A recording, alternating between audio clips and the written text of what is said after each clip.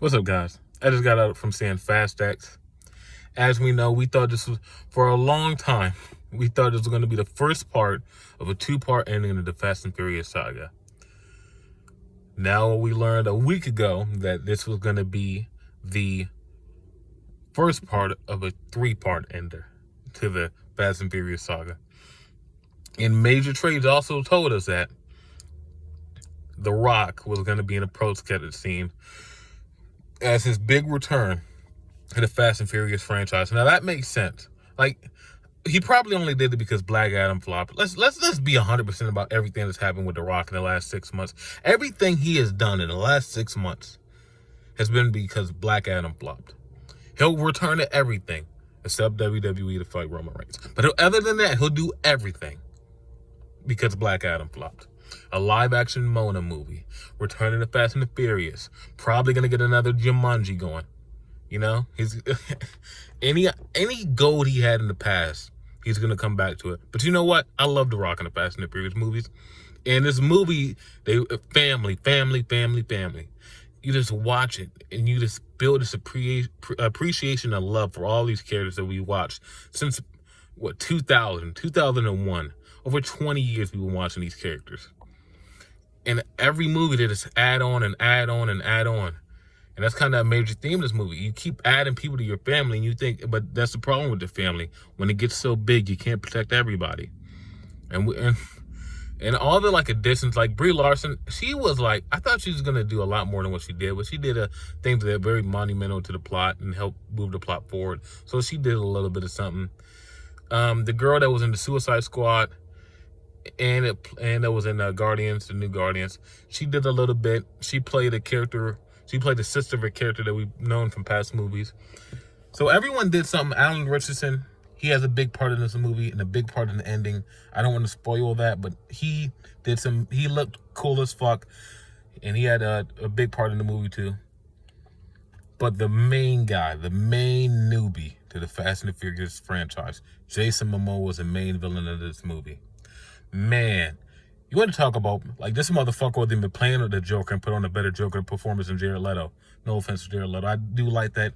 I do like the 2016 Suicide Squad movie for about an hour and a half. Until they get to the part where the fire dude does his thing. That's where I'd be like, this movie's fucking terrible. But Jason Momoa gave a better performance than Jared Leto's Joker. Easily. That was he was such a great psychopath. Everything he said was fucking funny or made you pop. It was something. It was always interesting.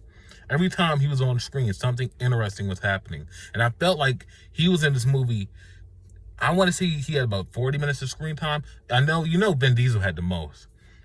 The little side shit. The main family, though, they're split up most of the movie. After the first 20 minutes, Dom's never with another family member for longer than 2 minutes. He had more interaction with John Cena's character than he did the rest of the core cast from the previous movies, which is very interesting. So, but that gives it for you going in this movie knowing this is going to be a first parter, it gives that first, this is the first part of something that's bigger that's going to come.